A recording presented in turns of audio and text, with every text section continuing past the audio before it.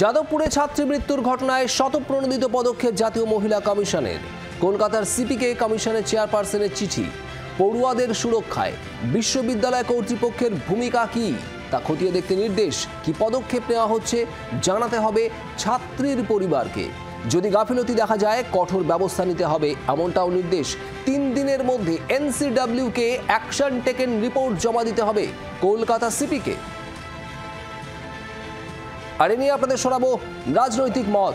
তৃণমূল নেতা সুদীপ রাহার বক্তব্য আর বিজেপির তরফে দেবজিৎ সরকার কি বলছেন তারা।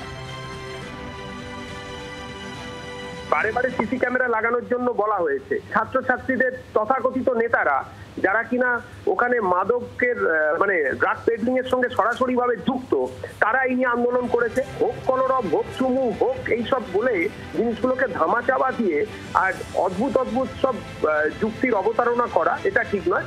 যাদবপুরের যদি ছাত্রছাত্রীদের বাঁচাতে হয়, যারা প্রান্তিক স্তর থেকে যাদবপুরে পড়তে যান শুধুমাত্র মেধার জোরে, তাদেরকে বাঁচাতে গিয়ে আমাদের এই যে পদ্ধতিগুলো নেওয়ার, সিসি ক্যামেরা, নিরাপত্তা, নিশ্চিদ্র নিরাপত্তা ইত্যাদি ব্যবস্থা করা এবং জঙ্গি মতবাদী যে ছাত্র সংগঠন সেগুলোকে এক্ষুনি চিহ্নিত করা এবং দরকার হলে তাদেরকে রাস্তা চেক করা ওখান থেকে।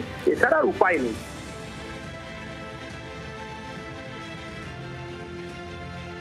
এনসিডব্লিউ আসছে, আমাদের কোনো অসুবিধা নেই।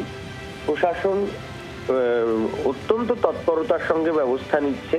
আমি এনসিডব্লিউ কে বলবো যে বাংলায় সবকিছু হলেই আপনারা একটা করে টিম পাঠিয়ে দেন, কিন্তু বিজেপি শাসিত রাজ্যগুলো তো একটু পাঠান, সেখানেও কি হচ্ছে না হচ্ছে সেখানে মহিলা কমিশন যাক, গিয়ে দেখুক। আসছেন, আমাদের কোনো অসুবিধা নেই, কিন্তু কার্যকর যা কাজকর্ম সেগুলো রাজ্য সরকার করছে, আমাদের সরকার করছে। আপনাদের এত চিন্তা করার কিছু নেই। আমরা স্বচ্ছভাবেই এখানে বিচার পাইয়ে দেব প্রথমত, আর দ্বিতীয়ত আমাদের এই মুহূর্তে প্রথম লক্ষ্য যাদবপুর বিশ্ববিদ্যালয়ের নিরাপত্তাকে সুনিশ্চিত করা। বাংলার আওয়াজ, বাঙালির আবেগ, জি 24 ঘন্টা।